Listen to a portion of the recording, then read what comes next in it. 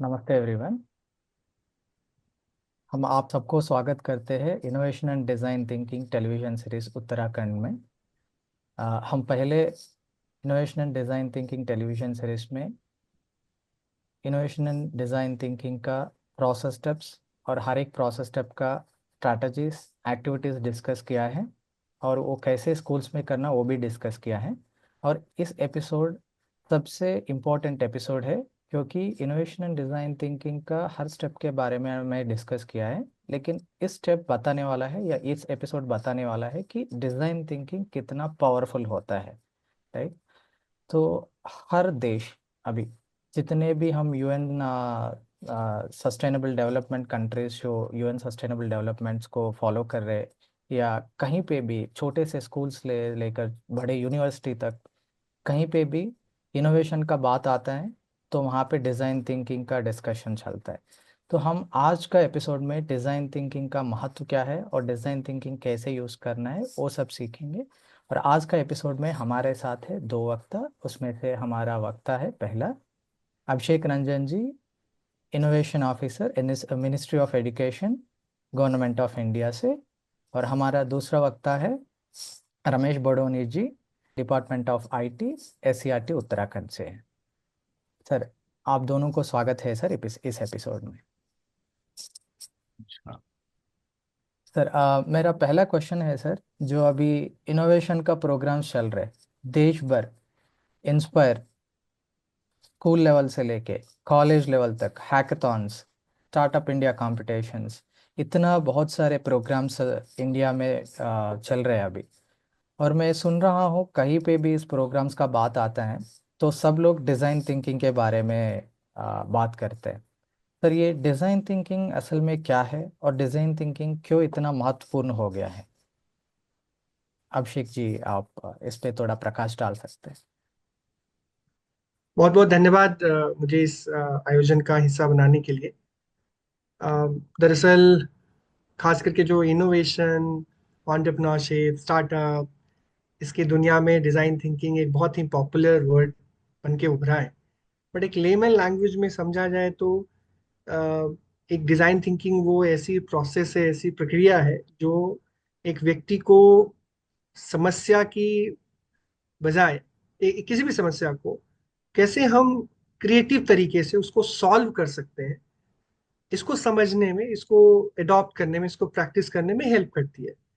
आ, हम कई बार, एक मानव का स्वभाव होता है कि हम समस्या केंद्रित हो जाते हैं, बट डिजाइन थिंकिंग प्रोसेस को अगर हम यूज करें तो हम अम, उस समस्या सेंट्रिक ना होकर हम उस समस्या को समझने की कोशिश करते हैं, गहराई से समझते हैं। उससे कई नए विचार आते हैं, उन्हें हम प्रयोग में लाते हैं, उनको आजमाते हैं और फिर उसको बेहतर बनाते हैं। कुल मिला के क्या है कि केवल समस्या पे ना फोकस करके हम समाधान की डायरेक्शन में कैसे सोचे, कैसे स्ट्रक्चर्ड वे में सोचे, कैसे हम जैसा कि मैंने पहले बोला कि कैसे गहराई से सोचे, अलग अलग पहलुओं से सोचे। और ऐसी सोच हमें डिजाइन थिंकिंग देती है, और इसलिए आज के समय में बहुत जरूरी है कि हम बच्चों को इस डिजाइन थिंकिंग की नॉलेज को उन तक ले जाए, उनको समझने। और जो भी इस कार्यक्रम को देख रहे हैं उनके लिए बहुत जरूरी है कि आप डिजाइन थिंकिंग को समझने, जानने की कोशिश करें। और जब आप उसको प्रैक्टिस करेंगे तो इससे आपको बहुत ही अपने निजी जीवन में भी वो काम आ सकता है, बट एक as an innovator, as a person जो हो सकता है कि कल के दिन में आप किसी ऑर्गेनाइजेशन में काम करेंगे, आप किसी चाहे वो शिक्षा का क्षेत्र हो, बिजनेस हो, साइंस के लाइफ में, साइंस के क्षेत्र में अगर आप कुछ और करना चाहते हैं, वो हर जगह वो इस्तेमाल आएगा। और इसलिए मुझे लगता है कि डिजाइन थिंकिंग की चीजों को, अ, उसकी प्राथमिकता को समझते हुए, उसकी उसके महत्व को समझते हुए, भारत सरकार ने भी डिजाइन थिंकिंग को कक्षा 6 से एज ए इलेक्टिव कोर्स के तरह बच्चों में ले जाने के लिए प्रावधान किया। और देश के हजारों बच्चे इस डिजाइन थिंकिंग की कोर्सेज को कर रहे हैं, जो कि सीबीएसई की पोर्टल पे उपलब्ध भी है। और पूरी दुनिया भर में छोटे बच्चे से लेकर जो बड़े लोग, जो जो खास करके बड़ी बड़ी समस्याओं के बारे में, उसको सॉल्व करने के बारे में सोच रहे हैं, वो सब इस प्रोसेस को यूज करते हैं। सो इसका इसका इसका बहुत ही इंपॉर्टेंस है। और आज के समय में 21वीं सदी में जो खास करके नेशनल एजुकेशन पॉलिसी जो हमें क्रिएटिव लर्निंग की बातें करती है, एक प्रॉब्लम सॉल्वर की तरह सोचने बनने की कोशिश करती है, वहां पे भी ये बहुत महत्वपूर्ण होने वाला है। जी। धन्यवाद अभिषेक जी। अम, आपने बहुत अच्छे से बताया कि डिज़ाइन थिंकिंग कितना महत्वपूर्ण है। और ये महत्वपूर्ण के साथ साथ आपने जो बताया है, अभी इंडिया तैयार कर रहे कक्षा 6 से लेकर पूरा सब स्कूल्स में इनोवेशन एंड डिज़ाइन थिंकिंग एक सब्जेक्ट का जैसा लाने के लिए, ये बहुत अच्छा चीज़ होगा। क्योंकि इस डिज़ाइन थिंकिंग का आपने जैसे बताया, प्रॉब्लम को गहराई से अंडरस्टैंड करने का एक स्ट्रक्चर्ड वे में। तो एक मेरा एक्सपीरियंस मैंने देखा है कि एक साइंस फेयर में गया था, और उनका प्रोटोटाइप इनोवेशन बहुत बड़ा बनाया है और सुंदर बनाया है। लेकिन उन्होंने इतना विचार था कि उनको समझ में आया है उन असली प्रॉब्लम तक नहीं पहुंचे। उस सिम्टम्स के लिए कुछ इनोवेशन बना के लाया है, और उसका मन में आया है कि मैं असली प्रॉब्लम तक नहीं पहुंचा, ये मेरा इनोवेशन प्रॉब्लम सॉल्व नहीं कर सकता है। तो भी इतना सुंदर दिखता है, बड़ा दिखता है। और उन्होंने क्या किया है फिर नेक्स्ट टाइम, ये डिज़ाइन थिंकिंग अप्रोच को उन्होंने अप्लाई किया है, फॉलो किया है। अभी वो तेलंगाना से स्टेट लेवल नेशनल लेवल में जाके प्रेसिडेंशियल अवार्ड भी वो जीत के आया है। तो एक छोटा सा इनोवेशन लेकर, तो ये हमको गाइडेंस डायरेक्शन देता है कि सब दर्शकों के लिए ये एक महत्वपूर्ण सूचना है कि आप कुछ भी इनोवेशन करते हैं, छोटा या बड़ा, इस डिज़ाइन थिंकिंग प्रोसेस को यूज़ कीजिए। धन्यवाद अभिषेक जी। और इतना अच्छा प्रोसेस है डिज़ाइन थिंकिंग, इसको कैसे सीखे हम? इसमें कुछ स्टेप्स है या इसमें कुछ स्ट्रैटेजीज है? कैसे इसको सीख सकते हैं स्टूडेंट्स? बहुत महत्वपूर्ण सवाल आपने पूछा। डिजाइन थिंकिंग को प्रैक्टिस में लाने के लिए, जैसा कि हमने पहले भी बोला कि सॉल्यूशन फोकस्ड ना होकर कैसे हम ये प्रॉब्लम फोकस्ड ना होकर कैसे हम सॉल्यूशन ओरिएंटेड सोच के साथ काम करें। और इसके लिए बहुत ज़रूरी है कि हम जो डिज़ाइन थिंकिंग के जो 5 स्टेप्स हैं उसको फॉलो करें। अ, एक तो सबसे बड़ी चीज़ है कि हम एक सहानुभूति, एम्पथाइज करना, किसी भी समस्या को दूसरों के नज़रिए से समझना। कई बार हम हमेशा हम अ, अपने दृष्टिकोण से, अपने नजरिए से चीजों को देखते समझते हैं, है। और उसके आधार पे उसका सोल्यूशन डेवलप करने की कोशिश करते हैं, उसका समाधान ढूंढने की कोशिश करते हैं। पर जब हम समस्याओं को दूसरे के नजरिए से समझने की कोशिश करते हैं, तो वो जो एम्पथाइज वाला जो फीलिंग आती है, वो बहुत हेल्प करती है कि हम एक एक बेहतर सोल्यूशन डेवलप कर पाए। एक जो सेकंड जो महत्वपूर्ण चीज है कि उस चीज को परिभाषित करना, डिफाइन करना। असली समस्या है क्या, उसको पहचानना। कई बार हम अ, असली समस्या की बजाय केवल सिम्टम्स पे ही फोकस हो जाते हैं। कुछ चीजें नजर आई, बट क्या पता कुछ अलग चीजें हो। फॉर एग्जाम्पल, एक एक एक कम्युनिटी में कुछ लोग हैं जिनको खांसी की समस्या है, फॉर एग्जाम्पल। है। और और हमने उसका समस्या में भी हम समाधान की, मौसम चेंज हो रहा है इसकी वजह से शायद ये हो रहा होगा। बट हो सकता है कि कुछ और ही समस्या हो, कुछ और ही वजह हो उसकी। है। अम, और शायद हम अच्छे से डिफाइन नहीं कर पा रहे हैं कि एक्चुअली वो खांसी हो क्यों रही है। हो सकता है कि वहाँ पे कुछ एक डिफरेंट, जो जिस हम क्लाइमेट को दोष दे रहे हैं, उसके अलावा भी कुछ हो सकता है, लोगों के खान पान या किसी और चीज में। सो बेसिकली कई बार हम समस्या को न असली समस्या को हम परिभाषित नहीं करते, उसको पहचान नहीं पाते, तो चीजें हम सॉल्व नहीं कर पाते, और हम एक डिफरेंट डायरेक्शन में बढ़ते रहते। तो ये बहुत जरूरी है कि हम असली समस्या को पहचानें, उसको परिभाषित करें, ताकि हम फुल क्लैरिटी के साथ आगे बढ़े। एक तीसरा जो है वो कि आइडिएट करना, विचार करना, कई संभावित समाधान को सोचना कि ये एक तरीका हो सकता है, बट हो सकता है कि नहीं, हम कुछ और नया डिफरेंट सोच सकते हैं। इट्स नॉट ऑल अबाउट कि हर बार हम 10 तरीके का समाधान ही सोचे, कि ये 10 संभावित समाधान हो सकते हैं कि, बट मेजर है कि एक ही, इधर माई वे और हाईवे जैसा नहीं, है। बल्कि हम अलग अलग तरीके से सोचे, लोगों से इनपुट लें, लोगों से बातें करें, लोगों से विमर्श करके उनसे उनके जो इनपुट्स मिले उनके आधार पे हम चीज़ों को सोचें। सो बट ये भी एक मेजर चरण है कि जहाँ पे हम विचार करते हैं, समस्याओं के संभावित समाधान को ढूंढते हैं। नेक्स्ट स्टेप की प्रोटोटाइप को बनाना। जो भी हम सोच रहे हैं, हमने समस्या को पहचान भी लिया, हमने उसके संभावित समाधान को भी सोचा। अ, अब उस विचार को एक छोटे मॉडल या स्केच के तौर पे अगर हम तैयार करते हैं, तो हमारा जो अभी तक की जो प्रोसेस जो हमने फॉलो किया, उसको एक मूर्त रूप हम दे पाएंगे। उसको हम एक विजिबिलिटी, एक हम भी देख पाएंगे कि कैसे चीजें, और उसके लिए मॉडल या कोई स्केच वगैरह हम तैयार कर सकते हैं। और उसके बाद का जो एक मेजर जो चरण है वो है कि कैसे हम उसको टेस्ट करें, कैसे हम इसका परीक्षण करें। और उसमें उसको हम इस तरीके से समझने की कोशिश करें कि किसी भी समस्या को, किसी भी समाधान को हम उसको आजमा के हमें देखना पड़ेगा, उसके बारे में लोगों से फीडबैक लेना। उसमें जो फीडबैक मिल रहे हैं उसको कैसे हम इम्प्रोवाइज कर सकते हैं, कैसे बेहतर बना सकते हैं। और उस आधार से ये परीक्षण करने के प्रोसेस से जब हम गुजरते हैं, तो मुझे लगता है ये जो पांचों चरण हैं, इस प्रक्रिया से हम एक बेहतर और प्रभावी समाधान डेवलप कर सकते हैं, बना सकते हैं।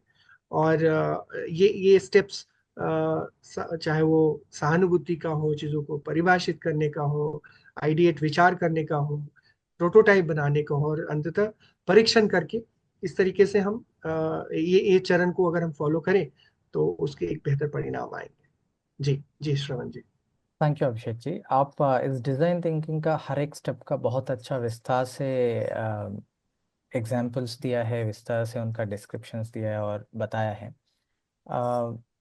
एक एक स्टेप का अपना अपना महत्वपूर्ण है कि अलग अलग दृष्टिकोण से देखना है, दूसरों की जगह में जाके समझना है दर्द को, और अच्छा अच्छा आइडियाज़ लाना है, पोटेंशियल सॉल्यूशंस डेवलप करना है, जो हमारा माइंड में सोचे उसका एक रूप देना है प्रोटोटाइपिंग में, और वो मार्केट में जाने से पहले उसको टेस्ट करना है। बहुत सारे लोग सवाल करते थे कि कोरोना टाइम में क्यों वैक्सीन इतना जल्दी आ नहीं पाया है, क्यों अभी भारत सरकार बना नहीं पा रहा है। बहुत जल्दी से ही वैक्सीन बन गया था, लेकिन उसका टेस्टिंग के लिए बहुत टाइम लगता है। कि ये सब दर्शकों के लिए हर एक स्टेप की महत्वपूर्ण समझना वेरी इंपॉर्टेंट है। जैसे कि अगर हम वैक्सीन का लेंगे, तो वैक्सीन 3-4 महीने में होता है, लेकिन वो मिडिल एज वालों पे चेक करना है, छोटे बच्चों पे चेक करना है, बड़े लोगों पे, जो लोग 6 महीने सन में रहते, 6 महीने डे में रहते, अलग अलग पोल्स पे रहते हैं, सबके ऊपर चेक करके वो वैक्सीन को रिलीज करना है। अगर ये टेस्टिंग नहीं से सही से नहीं हुआ है, तो ये कोरोना से बहुत बड़े खतरे हो सकते हैं। तो थैंक यू अभिषेक जी, आप हर एक स्टेप का महत्वपूर्ण बताया है।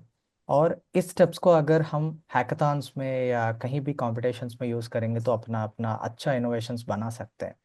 मेरा अगला सवाल है, ये मैं दोनों वक्ता से पूछना चाहता हूँ। मैं पहला वक्ता से पूछना चाहता हूँ अभिषेक जी।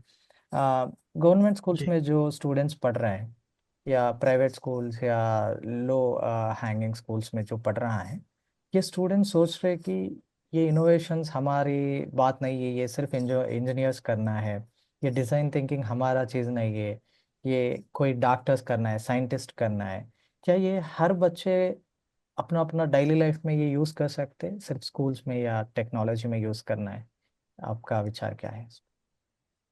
बहुत महत्वपूर्ण आपका प्रश्न है। अ, मैं भी जब सरकारी विद्यालयों के साथ मैंने काम किया है, तो उस समय बहुत सारी चीज़ों को लेकर कि ये शायद हमारे लिए यूजफुल नहीं है। हम्म। ये प्रोसेस, ये थॉट, मतलब जो आप करने का तरीका है या जो आप नया प्रयोग करना चाहते हैं, ये सब हमारे बच्चों के लिए नहीं है। इन बच्चों की बैकग्राउंड, इन बच्चों की आवश्यकताएं, इन बच्चों का भविष्य एक डिफरेंट डायरेक्शन में। आई थिंक ऐसी सोच से हमें बाहर निकलना पड़ेगा, खासकर जब हम 21वीं सदी में हैं, जब पूरी दुनिया में इनोवेशन की बातें हो रही है। सो हमें एक तो पहला नंबर है कि ये डिफरेंशिएट नहीं करना चाहिए। दूसरा नंबर है कि ये डिजाइन थिंकिंग की चीजों के लिए हमें ध्यान में आना चाहिए कि इसके लिए कोई बहुत बड़े आपको ट्रेन के डब्बों की जरूरत नहीं है जहाँ पे करोड़ों रुपए की जरूरत पड़ेगी। या ना ही इसके लिए बहुत ज्यादा आपको पैसे की आवश्यकता है ना। इसको हर कोई स्कूल, आप और खास करके हमें बच्चों को बस एक समझाने की जरूरत है कि इस डिजाइन थिंकिंग के प्रोसेस को इस्तेमाल करके हम अपने स्कूल में अपने सोसाइटी में, अपने समाज में, या अपने घर की समस्याओं को हम उसको सॉल्व करने के लिए, उसका हल करने के लिए इसका इस्तेमाल कर सकते हैं। बस ये है कि बच्चों को भरोसा देना। और उदाहरण के लिए, जैसे कई बार होता है, अभी पिछले दिनों एक प्रयोग करते हुए एक स्कूल ने हमें बताया कि हमारे स्कूल में बहुत सारी समस्याएं हैं। हमारे विद्यालय में पानी पानी से संबंधित समस्याएं हैं कि साफ पानी कैसे मिले। हो सकता है कि हमारे यहाँ पे बच्चों को बहुत गर्मी लगती है। कई बार सरकार भी कोशिश कर रही है कि बच्चों के स्कूल का बैग बहुत भारी है तो चलो हल्का हो जाए। हम बच्चों को नए नए टीचिंग लर्निंग मेथड से और क्या कर सकते। सो बेसिकली यहाँ पे बहुत जरूरी मैसेज देने के लिए कि वो हर बच्चा, वो हर इनोवेटिव, एंड इनफैक्ट कि जब हम इनोवेशन की बात करते हैं तो हम टीचर्स को भी उसका एक स्टेक होल्डर मानते हैं, उसका एक महत्वपूर्ण अंग मानते हैं। डिजाइन थिंकिंग को किसी जगह पे इस्तेमाल किया जा सकता है, चाहे वो सरकारी स्कूल हो, प्राइवेट स्कूल हो, बजट स्कूल हो, पहाड़ों पे हो या मैदानी इलाकों में हो, कहीं पे भी ये इस्तेमाल हो सकते हैं। और बच्चों को अपने विद्यालय कैंपस के, अपने समाज के, अपने सोसाइटी के किसी भी समस्या के समाधान के लिए वो इसका इस्तेमाल कर सकते हैं। और जैसा कि मैंने कुछ उदाहरण बताए कि हो सकता है कि आप शायद एक दिन बच्चों के साथ बातचीत करें कि हमारे स्कूल में कौन सी ऐसी समस्याएं हैं जिससे हम रोजाना रूबरू होते हैं, या कौन से आने वाले दिनों में चैलेंजेस हैं। और उस पे हम बच्चों को बोल सकते हैं कि इसका क्या तरीका हो सकता है। मान लो कि बहुत गर्मी लग रही है, तो हम ऐसा क्या तरीका खोज सकते हैं जिससे कि उससे हमें निजात मिले, उससे हमें आसानी हो। पानी की बर्बादी हो रही है, तो हम ऐसा क्या काम कर सकते हैं ताकि पानी बचाने की कोई नई तकनीक हम डेवलप कर सकें। सो बेसिकली हमें बच्चों को ये समझाने की जरूरत है, और जो भी इस कार्यक्रम को देख सुन रहे हैं, कि हमें बच्चों के बीच में इस डिजाइन थिंकिंग प्रोसेस को, उसको प्रैक्टिस करने के लिए एक कॉमन मैसेज देने की जरूरत है कि जो हमारे आसपास की जो समस्याएं हैं, चुनौतियां हैं, उसको ध्यान से ऑब्जर्व करें, देखें, समझें, और उसका रचनात्मक तरीके से समाधान खोजें। अगर हम ये करने की माइंडसेट डेवलप कर पा रहे, तो यही डिजाइन थिंकिंग की बेहतर इस्तेमाल है, और इसको कोई भी कर सकता है। जी। Thank you so much sir कि आपने अच्छे से बताया कि इस डिज़ाइन थिंकिंग के लिए कोई लिमिट्स नहीं है, बैरियर्स नहीं है, बाउंड्रीज नहीं है। ये कहीं पे भी कोई भी कभी भी यूज़ कर सकता है। Thank you so much sir. आज हमारे पैनल में है दूसरा वक्ता रमेश बडोनी जी। सर, आप हैकाथॉन्स ऑर्गेनाइज करते हैं, स्टेट में बहुत सारे साइंस टेक्नोलॉजी कॉम्पिटिशन्स ऑर्गेनाइज करते हैं। इस ऑर्गेनाइजेशंस में, मतलब इस प्रोसेस में आप क्या बच्चों में ऑब्जर्व किया है? स्टूडेंट्स ये डिज़ाइन थिंकिंग प्रोसेस अपना रहे, प्रोसेस को लेके जा रहे, या उनका माइंडसेट कैसा है? थैंक यू सरवण जी। आपने जो प्रश्न पूछा वो बहुत ही रेलिवेंट है। खास करके हमारे स्टेट में हम बहुत सारे ऐसे इवेंट ऑर्गेनाइज करते हैं। अभी रिसेंटली हमने हैकाथॉन भी ऑर्गेनाइज किया, और हमने ये देखा था कि हमने इस कॉन्सेप्ट को लेके गए थे, और हमने छोटे छोटे ट्यूटोरियल भी बच्चों के बीच में शेयर किए थे, जिसमें खास करके इनोवेशन एंड डिजाइन थिंकिंग को लेके पूरा एक सीरीज के फॉर्म में छोटे छोटे वीडियोस भी थे कि कैसे बच्चे जो है अपने क्रिएटिविटी को या अपने इनोवेशन को एक प्रोटोटाइप तक भी ले जाने की कोशिश कर सकते हैं। तो जो हमारा हैकाथॉन था वो गवर्नमेंट स्कूल्स के बच्चों के लिए था, खास करके जो रिमोट में बच्चे होते हैं उनके पास चैलेंजेस बहुत होते हैं। तो जिनके पास चैलेंजेस होते हैं, बहुत नेचुरल है कि उन्हीं के पास आइडियाज भी डे बाय डे जनरेट होते हैं, और वो अपने रोजमर्रा की जिंदगी में कुछ ना कुछ सोल्यूशन बनाने की कोशिश भी करते हैं। और जैसे कि सेइंग भी है कि जहाँ चुनौतियां होती हैं, जहाँ परेशानियां होती हैं, वहाँ कुछ जुगाड़ भी होते हैं। कुछ एग्जिस्टिंग टेक्नोलॉजी को वो थोड़ा मॉडिफाई करते हैं, रिडिफाइन करने की कोशिश करते हैं। और जैसे कि अभी रंजन सर ने भी बड़े अच्छे से समझाया कि वहाँ एम्पैथी भी इनबिल्ट होती है उनके। वो जेनरिक बहुत ज्यादा होते हैं अपने आइडिया को लेके, Yeah. क्योंकि वो इस तरह की समस्याएं देखते हैं, तो एम्पैथी तो उनमें बहुत नेचुरली आ ही जाती है, क्योंकि वो देखते हैं। जैसे कि अभी हमने हैकाथॉन में किया था, तो एक बच्चे ने एक सॉल्यूशन बनाया कि अगर पहाड़ में जो है कोई फीमेल है या कोई मेल है, और बहुत हाइट पे वो घास काटता है या लकड़ी काटता है, तो कई बार उसके हाथ से जो उसका टूल होता है वो गिर जाता है। है ना। और वो उसके गिरने से जो है एक तो उसको भी नुकसान होता है, और अगर मान लीजिए उसको नीचे से फिर से पिक करना है तो उसे बहुत डिफिकल्टी होती है। तो उस बच्चे ने इस तरह से अपना टूल को डिफाइन किया कि अगर वो हाथ में उसका दराती है या हाथ में उसके कुल्हाड़ी है या कोई भी टूल है जिससे कि वो काम कर रहा है, तो उसने उसमें इतना सेफ्टी के तौर पे उसको बनाया था कि वो जैसे ही उसको चलाएगा और बाय द वे वो गिर गया, हाथ से छूट गया, तो वो खुद ना गिर जाए। तो उसी के साथ उसने एक उसमें बेल्ट इस तरह से बनाया हुआ है कि वो अगर नीचे गिर भी जाएगा तो वो एक तो ऑटो लॉक भी होगा, और वो गिर के फोल्ड हो जाएगा वो। तो नीचे अगर वो गिरता है तो किसी को चोट नहीं पहुंचाएगा। तो बहुत छोटा सा था। और ये उस बच्चे को जब हमने पूछा तुमने ऐसा क्यों किया, तो कह रहा है कि एक बार मैं जब लकड़ी काट रहा था जंगल में, तो ऊपर से जो मेरा टूल था, जो कुल्हाड़ी थी, वो नीचे गिरी और नीचे मेरी जो मदर थी उनके पैर में लग गई और उनका पैर कट गया। तो उसको ये लगा कि मतलब मेरी माँ का पैर कटने से जो है हमें बहुत बड़ा पैसे का भी नुकसान हुआ, और हॉस्पिटल ले जाने के लिए हमारे पहाड़ में कोई संसाधन नहीं है। तो हम कैसे उन्हें रोड पे लाते, हमारे पास कोई भी ऐसी सुविधाएं नहीं थी। तो हमने मतलब कपड़े से बांध के ऐसे कुछ तरह से उनका ब्लड ब्लड रोका, लेकिन इससे उनको बहुत नुकसान हो गया था। तो वहां से बच्चा जो एट्थ का बच्चा है, उसके दिमाग में आइडिया था कि मैं आने वाले समय में इस तरह के टूल डिजाइन करूंगा कि जिससे कम से कम टूल ऑटो लॉक हो जाए, अपना आप ही क्लोज हो जाए अगर वो छूट जाता है आदमी के हाथ से। तो वो किसी भी तरह का टूल हो, तो उसका सोचना ये था कि कोई भी टूल हो, चाहे वो किसी भी इंडस्ट्री में कोई भी शार्प एज वाला टूल हो, तो अगर वो अपने टारगेट को हिट नहीं करता या वहां से निकल जाता है तो वो ऑटो लॉक हो जाएगा, तो किसी को डैमेज नहीं होगा। तो एक छोटा सा मतलब उस बच्चे का आइडिया है, और उस पर उसने थोड़ा बहुत काम करने की कोशिश भी की। तो हमें ये लगा कि मतलब एक गांव का जो बच्चा है उसने कितने अलग तरीके से सोचने की कोशिश की। तो ऐसे ऐसे हमारे पास बहुत सारे आइडिया अभी जो हैकाथॉन में आए थे, लगभग 2300 प्लस आइडियाज हमारे पास आए थे। और इवन रंजन सर को तो पता ही है कि रंजन सर ने भी हमारे साथ उसमें कंट्रीब्यूट किया था, हमें सपोर्ट किया था, गाइड किया था कि कैसे हम इस इवेंट को आगे ले जाएंगे, जिससे कि हमें बहुत मदद भी मिली। और हमारा जो सिस्टम है काम करने का, क्योंकि बहुत रिमोट गांव के बच्चे होते हैं, उनको जब हमने वो वीडियोस और वो जब आइडिया शेयर किए, तो जो हमारा ये सीरीज चल भी रहा है इनोवेशन एंड डिजाइन थिंकिंग का, अगस्त नवम फाउंडेशन के साथ, तो उनके भी जो हमारे पहले सीरीज के जो 10 वीडियोस थे, वो भी उनको दिखाए गए। और इवन हमने अगस्त्य की पूरी इनोवेशन की सीरीज भी हमने बच्चों को दी थी कि आप यहाँ से देखिए। हमने खुद भी ट्यूटोरियल्स बनाए थे, लगभग 100 ट्यूटोरियल्स हमने खुद भी बनाए थे। तो वहां से हमें बहुत मतलब ऐसे आइडियाज मिले कि हमें खुद भी हम सोचते रह गए कि ऐसा भी हो सकता है। कुछ हमारे टीचर्स ने भी ऐसे नए नए आइडिया पेश किए हैं कि एक टीचर ने ये भी आइडिया दिया है कि आप वोटिंग सिस्टम है, जैसे हमारे यहाँ अभी हम मशीन यूज करते हैं ईवीएम, तो वो कह रहे हैं कि आप वो ईवीएम की भी जरूरत नहीं है।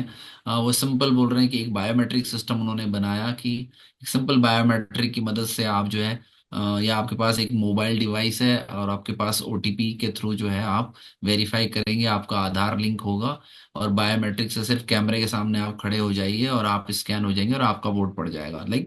तो वो कह रहे हैं कि पूरा पेपरलेस होगा, और ना कोई भीड़ होगी ना कहीं कुछ होगा। तो बड़ा मतलब अच्छा आइडिया उन्होंने दिया। तो पूरा आइडिया मैं अभी इस तरह से डिटेल में बता भी नहीं सकता, लेकिन मतलब छोटा मोटा एक तरीका उन्होंने बताया कि only biometric can resolve this whole election process, और आप बहुत बड़ा पैसा बचा सकते हैं देश का। तो ऐसे बहुत सारे मतलब आइडियाज जो है हमारे पास आए थे।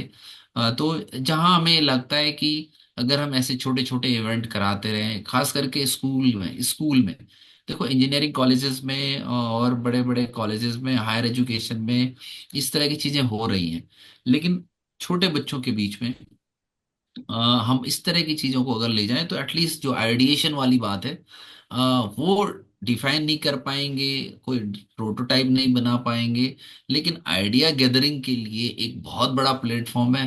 क्योंकि चैलेंजेस असली में गांव में ही है और रिमोट्स में ही है, और उन चैलेंजेस को लेके सॉल्यूशन बनाना किस तरह का सॉल्यूशन बनाना है वो बाद में बात हो सकती है।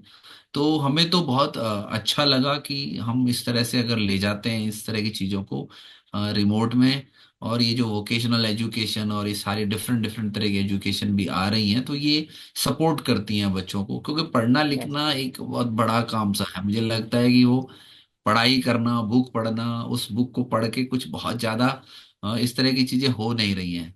जो लर्निंग बाय डूइंग है और जो रियल ग्राउंड में प्रॉब्लम है उस चैलेंज के लिए सॉल्यूशन बनाना, ये सारी चीजें हमें मदद करती हैं। और यस। ये जो कहीं ना कहीं इनोवेशन डिजाइन थिंकिंग में बात भी आ रही कि रोजगार परक शिक्षा, कैसे हम एम्प्लॉयमेंट जनरेट करेंगे, कैसे लोगों के बीच में हम सस्टेनेबल डेवलपमेंट की बात करेंगे, तो बहुत अच्छा हमें तो बहुत कुछ देखने को मिला। तो मुझे लगता है कि अगर हम इस तरह के काम को सपोर्ट करते रहेंगे तो हम आगे भी मतलब बहुत अच्छा कर सकते हैं। और हमें खास करके ये नहीं सोचना चाहिए कि रिमोट में मतलब हमारे पास एजुकेशन भले ही ना पहुंच रही हो, लेकिन वहाँ चैलेंजेस हैं और वहाँ सॉल्यूशन देने जरूरी है, तभी जाके हम एजुकेशन तक भी पहुंच सकते हैं। तो ये मेरा टेक था। Thank you Saravan ji. Thank you so much sir. दर्शकों, देखिए, अगर आप हमारा दो स्पीकर्स का इंसाइट सुनेंगे तो इनसे ये तय होता है कि इनसे ये क्लैरिटी होता है कि ये डिज़ाइन थिंकिंग एक कोर्स नहीं है, डिज़ाइन थिंकिंग कुछ बाहर से सीखने का नहीं है, ये हमारा जीने का ढंग है और हमारा जीवन शैली है ये। तो जैसे अभिषेक जी ने बताया, ये हमारा एम्बाइब हो गया है, इनबिल्ट है। जैसे रमेश सर ने बताया है, बच्चों को ये पहले से ही पता है, लेकिन वर्ड्स पता नहीं होगा, एम्पैथी, डिफाइन, ये सब, लेकिन ये प्रोसेस उनके अंदर है। Thank you so much sir. जैसे मैंने एक मूवी का डायलॉग सुना है, आप दोनों का बातों से मुझे वो याद आ गया है। कुछ चीज़ उनको पूछता है एक आर्मी ऑफिसर को, ये देशभक्ति क्या होता है? तो उन्होंने आंसर ऐसा देता है कि कुछ चीज़ दिखाया जा सकता है, कुछ चीज़ बोला जा सकता है, लेकिन कुछ चीज़ सिर्फ जिया जा सकता है। इनको दिखाया बोला नहीं जा सकता है।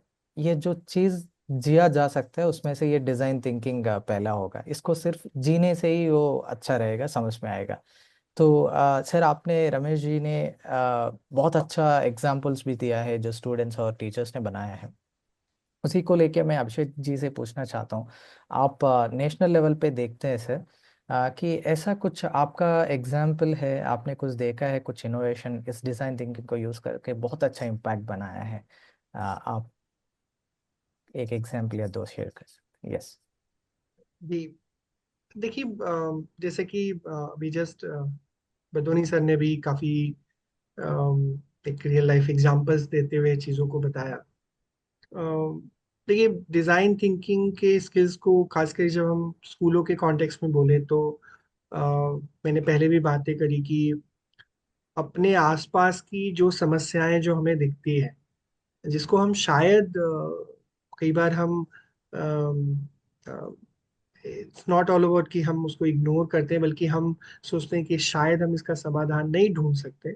वहां पे अगर हम ये सोचने शुरू कर दें कि ये जो समस्या है, इसका क्या, इसके ऊपर थोड़ा चिंतन मनन करके, थोड़ा कुछ एफर्ट्स लगा के अगर हम अपनी डिजाइन थिंकिंग प्रोसेस को यूज करें, तो निश्चित तौर से एक बड़ा बदलाव देखने को मिल सकता है। जस्ट इमेजिन करिए कि पहले के जमाने में, खास करके जिस समय किसी ने फैन का, किसी ने बाकी जो इक्विपमेंट्स जो हम आज यूज करते हैं, चाहे वो मोबाइल हो, टेलीफोन हो, बाकी चीजें हो, उसका उसको उसके बारे में एक एक एक लोगों के जीवन आसान बनाने के लिए उन्होंने सोचा और उसको डेवलप किया।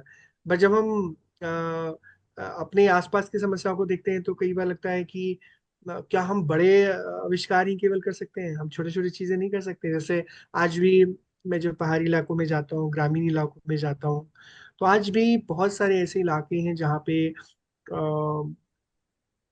ये बिजली की समस्या है, बिजली की कनेक्टिविटी नहीं है। और वहां पे ध्यान में आता है कि किसी विद्यार्थी ने सोचा कि हम लोगों के लिए सोलर बैग बनाते हैं। और वो एक सोलर बैग आज गाँव में, ग्रामीण इलाकों में, दूरस्थ इलाकों में अ, न केवल लोगों की जिंदगी में एक बड़ा बदलाव ला रहा है, बल्कि उनकी पढ़ाई को भी आसान कर रहा है।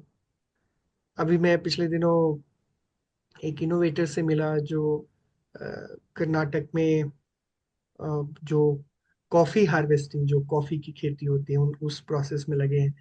और उसमें जो जो प्रक्रिया में जो लोग इन्वॉल्व होते हैं, जो लगते हैं, जो खास करके जो मजदूर होते हैं, उन उनके लिए एक एक बड़ी समस्या थी कि जो कॉफी हार्वेस्टिंग मशीन है, जो यूज होते हैं, वो काफी हेवी होते थे।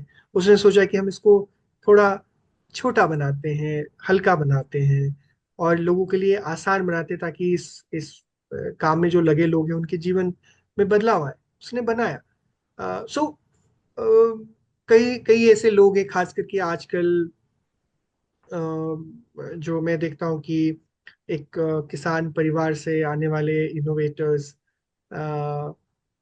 हमारे आसपास, जो जो उनके गांव में, उनके आसपास में जो किसान, जो कई तरह की समस्याएं, अ, चाहे वो मार्केट की एक्सेस हो या जो बाकी चीजें हो, उसको लेकर काम कर रहे हैं और लोगों की जिंदगी को आसान बना रहे हैं। सो बड़े लेवल पे तो बड़ी बदलाव हो ही रहे, नो डाउट, डिजाइन थिंकिंग के प्रोसेस को यूज करके।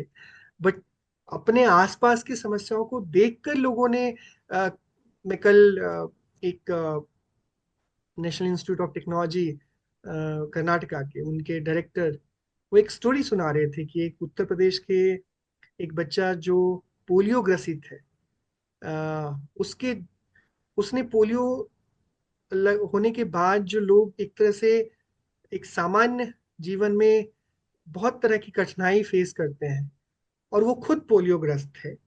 उनकी वाइफ भी उसी उसी मतलब पोलियो उनको उनको भी था और इसकी वजह से परेशानी थी। और उन्होंने सोचा कि इसका एक समाधान ढूंढे, ताकि हमारे जैसे लाखों जो पोलियोग्रस्त थे उनके जीवन में बदलाव आए। और उन्होंने पैशन के साथ, जो एक बहुत ज्यादा पढ़ाई भी नहीं कर पाए थे, बहुत समाज में ऐसे वर्ग से आते हैं जहाँ पे बहुत पैसे भी नहीं थे, सोशली भी बहुत बड़े नहीं थे। और उन्होंने लोगों की मदद से, अपने पैशन से, अपने जुनून से एक इक्विपमेंट डेवलप किया आईआईटी बॉम्बे के मदद से। और आज वो बहुत सारे लोगों की जिंदगी में बदलाव ला रहे हैं। सो निश्चित तौर से ये जितनी भी, खास करके पिछले 2 दशक में, और मुझे लगता है उसके पहले भी, जितने भी इनोवेटर्स ने बड़े बड़े समस्याओं के समाधान ढूंढे हैं, वो सब समस्याओं के समाधान में डिजाइन थिंकिंग के प्रोसेस की अ, एक बड़ा काम आया है। और निश्चित तौर से जो समस्याओं को पहचानो और नया समाधान ढूंढो, ना कि समस्याओं को लेकर ही बैठे रहो। आई थिंक ये चेंज जो माइंडसेट में हुई है, उसकी वजह से दुनिया में बड़े बड़े आविष्कार हो रहे हैं, इनोवेशंस हो रहे हैं, और उससे लोगों की जिंदगी में काफी बदलाव आ रहे हैं। सो निश्चित तौर से ऐसे अनेकों अनेकों अनेकों एग्जाम्पल भरे पड़े हैं जहाँ पे डिजाइन थिंकिंग से लोगों के जीवन में, समाज में, देश में एक बड़े बदलाव आए हैं। श्रवण जी। Yes sir. जी। Thank you sir. जैसे आपने बताया डिज़ाइन थिंकिंग का इम्पोर्टेंस, एक छोटा सा गांव का सोलर बैग से लेके एक बड़ा सा स्टेट का काफ़ी एस्टेट्स तक कैसे अपना रोल निभाया है। ये प्रूव करता है कि इसका कोई, फिर से बताएंगे वही लाइन, इसका कोई बैरियर्स बाउंड्रीज नहीं है, कहीं पे भी यूज़ कर सकते हैं। सर मेरा अगला सवाल है कि स्टूडेंट्स अभी अ, इस डिज़ाइन थिंकिंग स्किल्स को कैसे सीखें, क्योंकि अभी स्टूडेंट्स फील होता है कि मेरा 6 सब्जेक्ट ऑलरेडी है, ये कुछ नया होगा या एक्स्ट्रा होगा, ये कहाँ से सीखे, कैसे सीखे। तो ये उनका मन में एक सवाल है सर। तो आप बच्चे डिज़ाइन थिंकिंग स्किल्स कैसे सीख सकते हैं, इस पे कुछ प्रकाश डाल सकते बहुत बहुत धन्यवाद श्रवण जी। आई थिंक ये भी एक एक महत्वपूर्ण चीज़ है। और मैं हमेशा जब अपने प्रोफेशनल लाइफ में भी और ऐसे भी व्यक्तिगत तौर से भी अगर किसी से बातचीत करता हूँ, तो यही मानता हूँ कि अ, हमें हमेशा एक लर्निंग मोड में रहना चाहिए, हमेशा सीखने वाले मोड में रहना चाहिए। हैं। तो जब हम बच्चों की बात कर रहे हैं कि एक बच्चा जो मान लो कि अपने किसी विद्यालय में तो पढ़ाई कर रहे हैं, उनके पास अपने सिलेबस की बहुत सारी चीजें हैं उनको पढ़ने के लिए। अगर वो डिजाइन थिंकिंग को भी एक, अगेन, एक अलग कोर्स की तरह, एक अलग चीज की तरह देखेंगे, तो शायद उनको थोड़ा बर्डन लग सकता है, थोड़ा सा ऐसा लगेगा कि एक नया चीज हमें इसको भी पढ़ना पड़ेगा, इसको भी समझना पड़ेगा।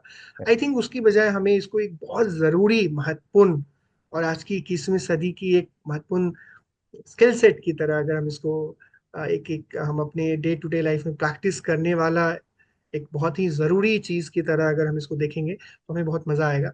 और इसको प्रैक्टिस करने के लिए बहुत ज़रूरी है कि कुछ चीज़ें हैं जिसका हम सबको ध्यान अगर हम रखें, तो ये जो सीखने की प्रक्रिया है डिज़ाइन थिंकिंग की, वो बहुत ही मज़ेदार होगी और ये आपके हैबिट में आ जाएगा और शायद आप एक एक बेहतरीन इनोवेटर के नाते न केवल अपने जीवन में बल्कि आप शायद दूसरों के लिए भी बहुत इंस्पिरेशन बन पाएंगे। जो बहुत छोटी छोटी बातें हैं कि फॉर एग्जांपल कि शुरुआत यहीं से कि जो अपने आसपास की समस्या, हम शुरुआत से ही बातें कर रहे हैं कि अपने आसपास की समस्याओं को हम कई बार जानबूझ के नहीं बल्कि ऐसे ही इग्नोर करते हैं। तो बहुत ज़रूरी है कि उन समस्याओं के बहुत अच्छे से गौर से उसको देखे, समझे, जाने, है ना, उसको ऑब्जर्व करें। कभी एक एक बार एक एक एक क्विज की प्रतियोगिता में मैं गया तो मैं उसके जो विनर बने, मैंने पूछा कि आपका मूल मंत्र क्या था, तो उन्होंने बोला कि मैं अपना आंख और कान खुला रखता हूँ। सब मेरा भी रिक्वेस्ट है कि अपने आसपास की समस्या को देखने समझने की कोशिश करें, number one. Number two is कि अच्छे सवाल पूछे। ये समस्या है क्यों, ये कहाँ से आया, इसके पीछे की कौन सी वजह हो सकती है, इसको कैसे हम हल कर सकते हैं, इसको सॉल्व कर सकते हैं, कौन से लोग हैं जो इस काम को करने में हमें मददगार, इस तरह की समस्याएं आपके जहन में आएगी। और जब आप एक क्यूरियस पर्सन की तरह, एक ऐसा पर्सन जिसके मन में जिज्ञासा है, अगर ये वाली प्रवृत्ति रहेगी तो निश्चित तौर से आप उस समस्या को देखकर ही नहीं छोड़ेंगे बल्कि उस समस्या को समाधान करने के दृष्टि से जो पहले मेजर कुछ स्टेप्स हैं उसको भी आप ले पाएंगे। उसी तरीके से जब उसके अलग अलग समाधान सोचने की कोशिश करें, एक ही समाधान पे ना रुके, अलग अलग तरीके से जब हम सोचेंगे, अलग अलग तरीके से अलग अलग सॉल्यूशंस के बारे में ब्रेनस्टॉर्म करेंगे, विचार विमर्श करेंगे, लोगों से फीडबैक लेंगे, उस तो हमें ध्यान में आएगा कि इसके अलग अलग प्रोबेबल संभावित समाधान है और एक अच्छे समाधान की दिशा में आप आगे बढ़ पाएंगे। उसके बाद भी बहुत जरूरी है कि जब ये सब समाधान, जब हमने सोचा कि हाँ ये एक समाधान हो सकता है इस तरह का, तो उसके लिए बहुत जरूरी है कि उसके लिए एक प्रोटोटाइप बनाए और उसके लिए हम कुछ कार्डबोर्ड, क्ले या कोई चित्रों का प्रयोग कर सकते हैं। ऐसा कर लेने से जो आपके जो जहन में जो चीजें चल रही थी, जिसको आपने ऑब्जर्व किया, उसके बारे में सोचा समझा, उसके प्रोबेबल जो संभावित समाधान है उसके बारे में भी बहुत विचार विमर्श किया और एक निष्कर्ष तक पहुंचे, उसको एक पेपर पे लाने की कोशिश करें, एक चित्रों के माध्यम से, कार्डबोर्ड के माध्यम से। और जैसा कि हमने बात करी कि इस जो हमने बनाया उसको एक वर्किंग चीजों में बनाने के बाद प्रोटोटाइप उसको टेस्ट करना जरूरी है, उसको इम्प्रोवाइज करना जरूरी है, क्योंकि हो सकता है कि जो हमने सोचा बनाया वो उसमें और भी कई तरह के एंगल्स हैं जिसको हमें ध्यान देने की जरूरत है और एक बेहतर समाधान हम जो अ, एक एक टिकाऊ हो, लोगों के काम आए और बुनियादी चीजों को ध्यान में रखें। तो इसलिए जितना ज्यादा प्रयोग और सुधार करेंगे उतना ही ज्यादा अच्छे इनोवेटर बनेंगे। यस। ये हमें मूल मंत्र याद रखना है। जी श्रवण जी।